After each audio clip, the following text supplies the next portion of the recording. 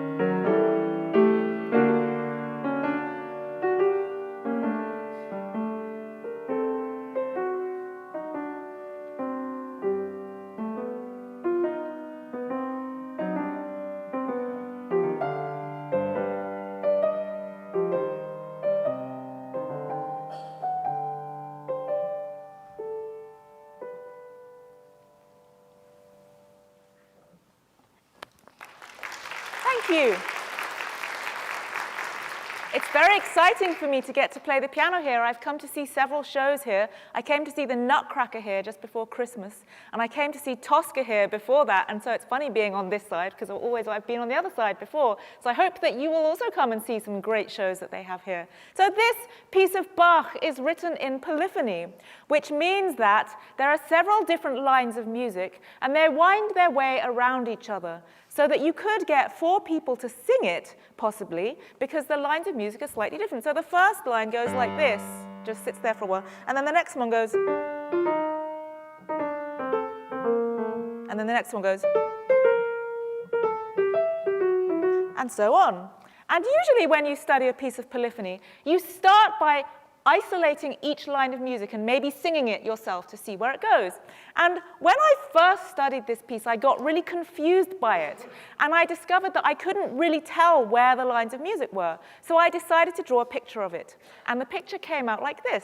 So this top line, this black line here is the one at the top. But as you can see, it kind of slides down. This you might call the soprano, that's the highest voice in a choir. And it slides down and ends up as the tenor. And the alto slides down and ends up as the bass. Whereas this bass line here, the one that started ba, this one slides up and ends up as the alto. And this tenor line ends up as the soprano, which makes it a bit difficult to get 4 people to actually sing it, because they'd have to be able to sing soprano, alto, tenor, and bass. I know one person who can do that, but that's a bit unusual. Now, when I drew this picture, I understood why I didn't understand the piece. And that's often the first step to understanding something, is understanding why you don't understand it. Because the lines cross over each other and they don't come back again. And so I lost track of them as I went along. And once I had drawn this picture, I reckon I can play the piece of music better. This is a very abstract version of the piece where I have forgotten almost every detail apart from where the lines of music are in relation to each other at any given moment. And now that I've got the abstract structure, I can play the piece better. Now, you didn't have to see the picture in order to listen to the piece of music. And that's the thing about math. It's everywhere. You don't have to know it's there in order to go about your life. And sometimes people say to me, you know what, I get on perfectly fine without math. And I say, yeah, but I get on better. And it's just like, you don't need to know how this building was built. You don't need to know where the structural walls are in this building in order to come into the building and use it. But it's a good thing that someone knows where the structural walls are. And if you understand how something works, you can use it better. You can make up your own version of it. You can create something from it that works better. You can fix it if it's broken. There's so much more you can do if you understand how something works. And that's why I like understanding how things work, so that I don't have to go and get someone else to fix things and make things for me all the time, because I much prefer making my own things, whether it's making my own music, making my own food, drawing my own pictures. Next, I would like to talk about juggling. Now, I'm not very good at juggling. I used to say I can't juggle, but someone said to me, you know, that's like what people say about math when they just say, I can't do math. And I thought, oh dear, that's true. But I'm still not very good at juggling, and probably not good enough to do a demonstration in front of an audience. So I'm wondering if there's someone here who would be able to do a juggling demonstration for me.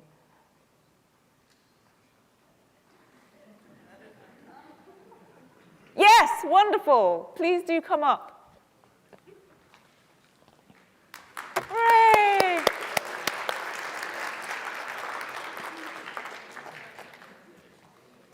And you're wonderfully dressed for the part. What's your name, if I may? My name is Kent.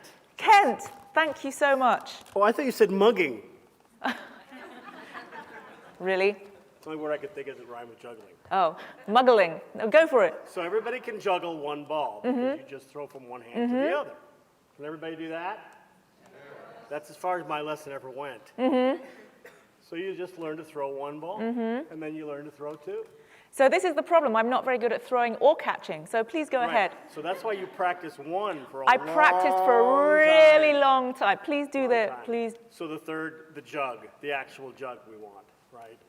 So now we. Thank you. Now you could throw it over. So there's a juggling lesson. So please just do the juggling. Oh, you want me to keep juggling? Yes. Would you mind walking across the stage while doing it? You can try. Woo! Now, everyone please imagine that there's a long exposure camera taking one picture of Kent as he walks across the stage, so that each ball is becoming a path through the air. And can you imagine, without the dropping part, can you imagine what picture it will make as he does it? Thank you very much. A round of applause for Kent. Thank you. Can you imagine what picture that made? So here is one that I made with some illuminated juggling balls in a dark room. It was not me who did this juggling. The one I did was very wonky, so it was an 8-year-old boy who did this. So here's one that I made digitally, and now we'll do a very hilarious juggling demonstration. So imagine that I have the green and the red ball in my right hand. So I'm going to start by throwing the green one across, and as it goes, the blue one starts coming across. And as the blue one is going, then the red one starts coming across. And then as the red one is going, the green one comes across. And so it makes this pattern. And if I turn this picture sideways, then you can see it's the same as the braid in my hair. And this is something that mathematicians study. They're called braids. And this was very funny because I had drawn the picture of the braid when I was studying my Bach piece, and I didn't know it was something mathematicians do. And I drew that picture before I started my PhD. And when I started my PhD, one of the first papers I read had pictures like that in it. And I went, wow, it's like that picture I drew for my piano piece. everything starts becoming united. And one of the things math does is it makes connections between situations that seem unconnected. And I love seeing connections between things, and I love making connections with people. And I think we spend too much time sometimes in the world showing how different we are from everyone instead of making connections with things. And math is a very unifying subject. So I once tried to braid my hair like this Bach braid. And you might see it doesn't work at all, because you would need a band here, a band here, a band here. This green strand's just floating around doing nothing. Whereas in the normal braid, you only need one band. And you can see if I take it out and then I kind of pretend I'm in a shampoo commercial, then I always wanted to be in a shampoo commercial when I was little. Then you can see the whole thing was only held in by one band. And that's because it's looped up enough that it will stay together, whereas this one is hardly looped up at all. And mathematicians study these things, and they study how looped up they are. And they study things like, if I wave that green strand around, it will turn into some other braid, but it won't really be different, because all I did was wave it around. Whereas this one, in order to change it, you really have to undo it and redo it. So mathematicians say, what makes it really different? How do we tell which ones you could turn into others without taking the band out? And this started off just as a piece of fun, and curiosity is what drives a lot of mathematics. If you're just curious about something, and then sometimes it becomes useful later. And with this might be useful for early diagnosis of Alzheimer's disease, which might be related to the way that brain cells are tangled up. And the idea is maybe they become mutated and tangled up in the wrong way. And then you need a way of being able to tell whether the tangle is the same one from a different angle or really genuinely different. And you can't just stick your finger into someone's brain and pull out a brain cell and wave it around. So math gives you an abstract way of studying that. But that use for braids really came later. And the first reason that mathematicians did it was just kind of for fun. And this is often the case with math. So we often stress how useful math is, which I think is a shame, because it doesn't make it sound interesting. It's like saying, I'd like you to meet my friend. They're really useful, which is not something you'd usually say about a person. Whereas the math that was done 300 years ago in number theory is now what's at the basis of cryptography in the internet. That took 300 years. The Platonic Solids are from 2,000 years ago. And one of them, the icosahedron, had no use until the 1950s, when microscopes were made that were powerful enough to look at viruses. And a lot of viruses turned out to have the structure of an icosahedron. So that took 2,000 years for a use to be found. So I think that shows we should be happy to study things just because they're interesting sometimes, and that uses will follow later. So because I couldn't braid my hair like this, I made a pie instead. This is my Bach pie. It's banana and chocolate. Banana and chocolate. So now I'd like to talk about something that's more obviously mathematical, the factors of 30. So maybe we can remember what the factors of 30 are. What numbers go into 30? Well, there's 1, 2, 3, 5, 6, 10, 15, and 30. Very good. It's not very interesting. It's a bunch of numbers in a straight line. And we live in a three-dimensional world. So we write on two-dimensional pieces of paper in one-dimensional straight lines. And sometimes we squash all our math into a one-dimensional straight line, and we lose natural geometry that it already had. And I like to say this is why I don't tidy the papers on my desk, because they have a natural geometry. I don't want to squash them into one dimension. So here I'm going to rediscover some of the natural geometry of this situation by drawing a kind of family tree to show which numbers are also factors of each other. And so 30 is like the great-grandparent at the top. Then I have 6, 10, and 15 that all go into 30 without anything in between. Then there's 5 goes into 10 and 15. 2 goes into 6 and 10. 3 goes into 6 and 15, and 1 goes into 2, 3, and 5. So now we see it's a cube. And it's a cube not the usual way up, but standing on one corner. And I think this is much more interesting than a bunch of numbers in a straight line. And it's also related to braids, because if this is really a cube, I can wrap it up like a present. And I'm going to wrap it up with different colors of ribbon. So here I'm going to use red and blue, and the red coming in from the right is going to be on top. So the red is now going to follow down the side here, and the blue is going to follow down here. And then I need a third color to come around the side, so this is green. And on the other side, I'm going to do the same thing, but the blue, the red, and the green will start in the same places, but this time they'll follow the pattern on that present. So that makes this. And now maybe you can see that if I shuffle this green braid up and shuffle the red and blue crossings down a bit, this braid here will become that braid over there. So they're actually what mathematicians would call the same braid. But it all comes from wrapping up a present, a cubical present. And this is something that, again, that I saw when I was doing my PhD. And this is a very fancy piece of math. That braid thing is called the third Reidemeister move. Mathematicians give fancy names to things, kind of to make ourselves feel clever. And unfortunately, some people get their self-esteem from knowing things that other people don't know. Whereas I would rather get my self-esteem from helping people understand things that I do know. So that's what I like to do. And and I then thought, well, here's my Bach braid. What I did here was I wrapped up the present and see what braid I got. So why don't I do it backwards? How about I start with this pattern of ribbons? Can I create a present that is the exactly correct shape to be wrapped up by those ribbons? And I stared at it one day and I thought, do you know, it's a cube. And I did exactly what I do when I discover a mathematical thing. I went, cube! And then about 2 seconds later, I went, oh, I'm probably wrong.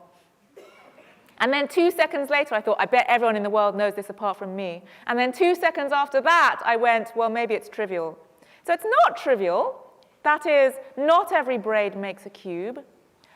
But I don't know why it's true. I don't know why it happens like this. And I phoned my friend, the one who can sing soprano, alto, tenor, and bass, and I said, and he said, I think it shows that Bach was communing with the spirit of the Platonic Solids. And I thought, I don't think that's what it was, actually. But I don't know why it was. I don't know what it's useful for, but I think it's cool. And I think that's enough. I think if something is cool, then that's great. And another thing that's cool is cake. We're going to talk about cake. I love cake, and I love making dessert because dessert is nutritionally useless, and that's why I like making it. Because it serves no purpose except to make me happy, and so I like it. And this is Battenberg cake, which is one of my favorite kinds of cake. It's a very English cake. It's something to do with the crest of the Battenbergs. But the main thing is that there's 2 colors of cake, and you don't want the same color of cake to touch the same color of cake, because that would be terrible. So this is what it looks like. But it's also a mathematical structure. So I can make a multiplication table for 1 and -1. So here, I'm going to put 1 times 1, which is 1, usually. And here I'm going to put 1 times -1, which is -1.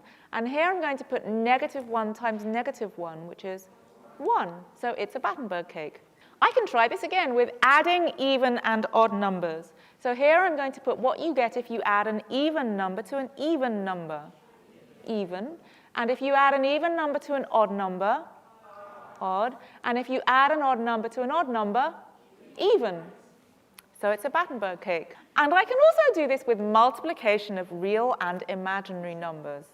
Now, maybe you don't know what imaginary numbers are, or maybe you've forgotten what imaginary numbers are. But this is what might happen to you when they say in class, you can't take the square root of a negative number. And then the next year they go, okay, now we're going to take the square root of a negative number. So when you do that, you get something that's called an imaginary number, because it's sort of made up, because it doesn't really exist. But does anything really exist? Do real numbers exist? Do I even exist? Do we exist? Do we? I don't know. So imaginary numbers are that. But anyway, it doesn't matter, because I'm going to tell you it makes a Battenberg cake. So that means that a real number times a real number must be real, and a real number times an imaginary number must be imaginary, and an imaginary number times an imaginary number must be real. So it's a Battenberg cake. This is also related to bed flipping. Bed flipping or mattress flipping is what you're supposed to do every season to stop your kind of fat bottom from pressing into the same part of the mattress all season. I never do it because I'm much too lazy. But if you were going to do it, then obviously you would write A, B, and C, and D on your mattress to keep track of where you are, right? This is a slight issue with real-life math problems because real-life math problems are often really stupid and obviously contrived and made up just to do some math. And my friends often send me their children's real-life math homework so that we can all laugh at it together. And I know that everyone's trying, but my favorite one was the one she sent me that said, you have 1 meter of string. You use 30 centimeters of it to tie up Joe. You use 35% of it to tie up Eddie. How much do you have left to tie up Sally? And apart from the question of why we're tying people up, 35 centimeters of string is not very long to tie someone up with. So this is a problem with real-life math. Or my other favorite one, you have 85 wild horses, and 17 of them escape. Because yes, I'm very likely to have 85 wild horses at some point in my life. Anyway, if we flip our mattress, we might write letters on it to see where we are. So this is why I've given everyone a little mattress, and we can write a little table of what happens when you do this. So up here is 0 and 0. This is me. This is when you're me and you do nothing ever. So you always stay in the A position. So A is the starting position. And here, we're going to do what happens if you do nothing and then you do rotation. So I'm calling rotation rotating around this way. So you get to B. So this one, start again in the A position. If you do a flip, I'm calling the flip this way, sideways flip. So you get to C. And then if you go back to the A position, here I'm saying this is what you get if you do nothing, and then flop over, flop that way. So you get to D. Okay? So now coming down here is the same thing, because this way around, you do the thing first and you do nothing afterwards. And you can do nothing. It doesn't really make any difference when you do nothing. You can do nothing anytime you want. I love doing nothing. So that gives the same thing. So now here we're going to try doing a rotation and then another rotation. So we rotate, and then we rotate again. We get A. Very good. And then here we're going to start in the A position again. Then you flip over sideways, and you flip over sideways again. You also get A. And then here you're doing a flop and then another flop. So the flop is flopping over this way, and then you flop over again. You also get A. So that says that if I keep doing the same thing every season, I'll just keep getting back to where I started. So let's try doing something else. Let's try doing a rotation and then a flip. So we do a rotation this way and then a flip sideways. D, right? And now let's try doing a rotation and then a flop. So we do rotation and then flop. C. And then here we can try doing a flip and then a rotation. So we flip over sideways and then rotate. D. And here, this is the whole point because I get to say flip-flop. So you do a flip, flop, B. And now maybe you can start guessing. So what do you think goes here? Here? C. And what do you think goes here? B. That's right. Now, because we're good mathematicians and not people on the internet, we'll check to see if we're right. Or we could check to see if we're right. I'll tell you we're right. The main question is, how many Battenberg cakes can you see?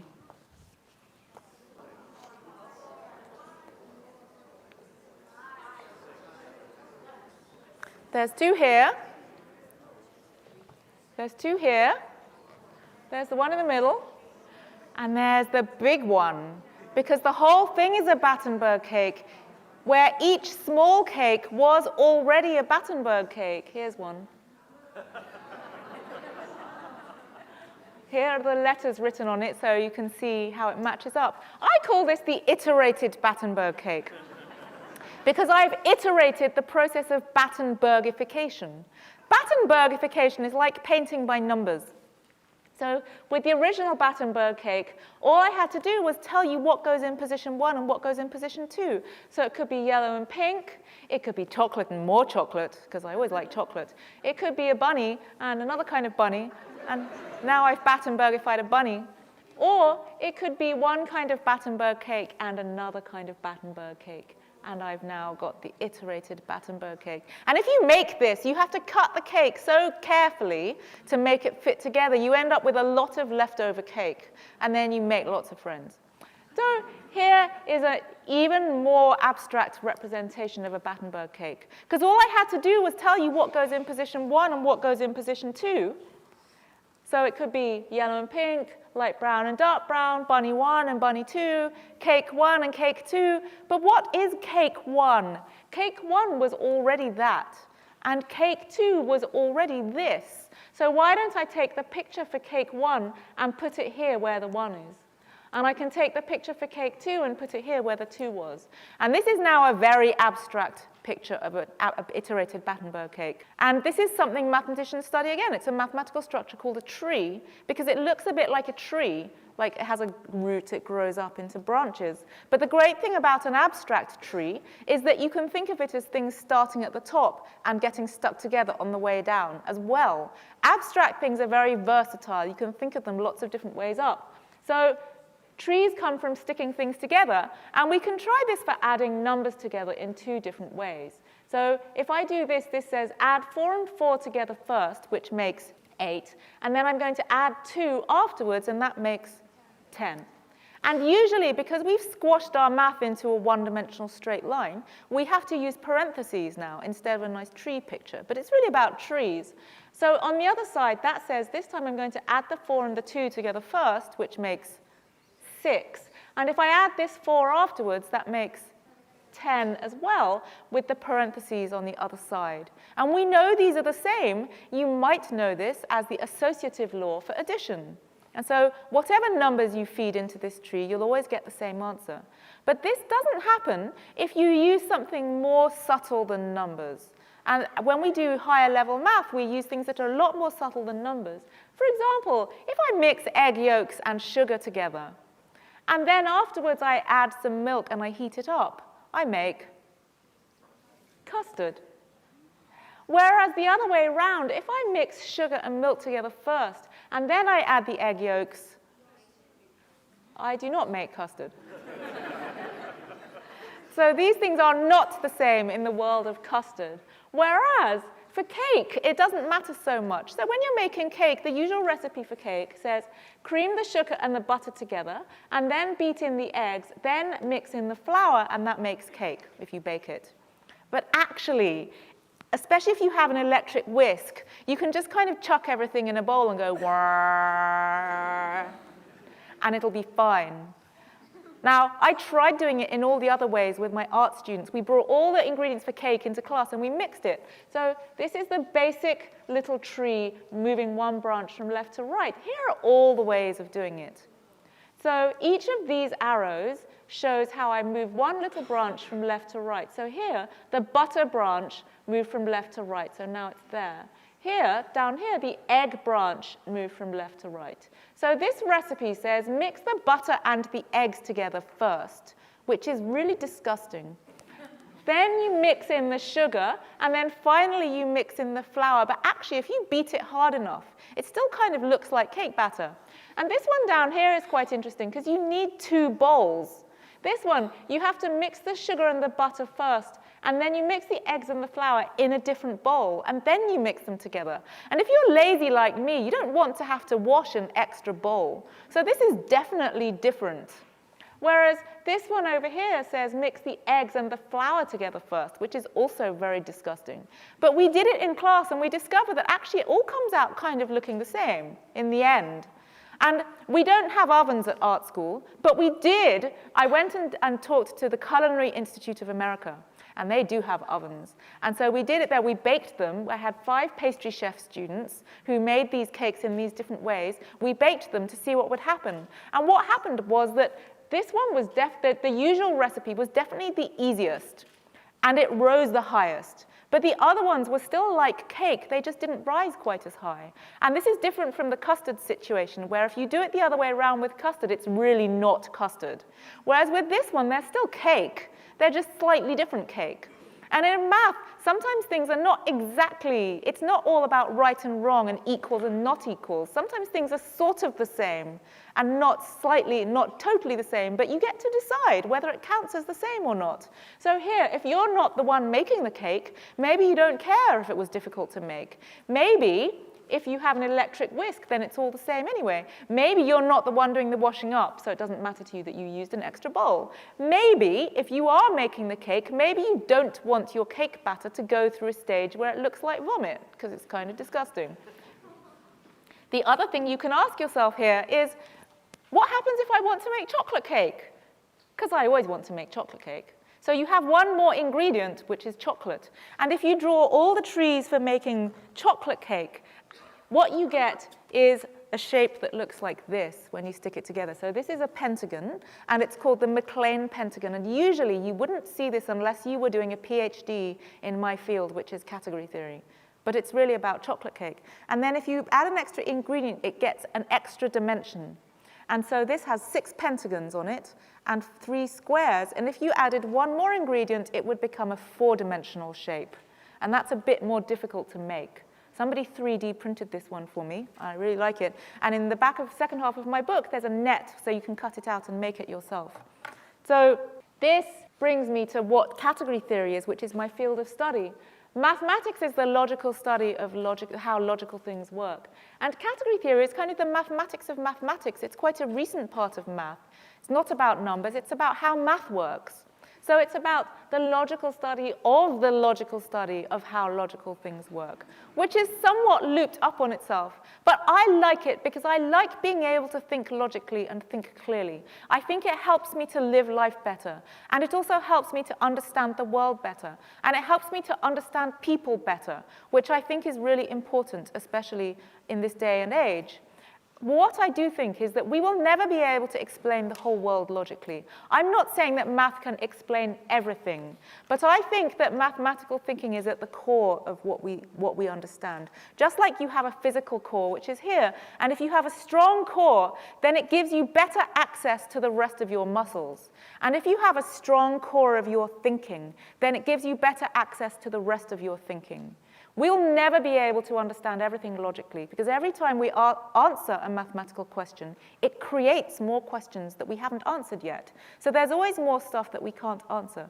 And the things I like the best are the things just beyond what we can explain. So in music, I love certain pieces of music. They make me cry, and I'll analyze them to understand why they make me cry, and I can explain a certain amount. But just beyond what I can explain, there's something I can't quite explain. And that's where the most beautiful things are to me. So I have an image that we should try to put as much as we can inside the logical core of what we understand. And as it grows, the surface of it grows. And that surface is where the logic and the inexplicable meet. And so as it grows, we get more and more access to more beautiful things. Thank you.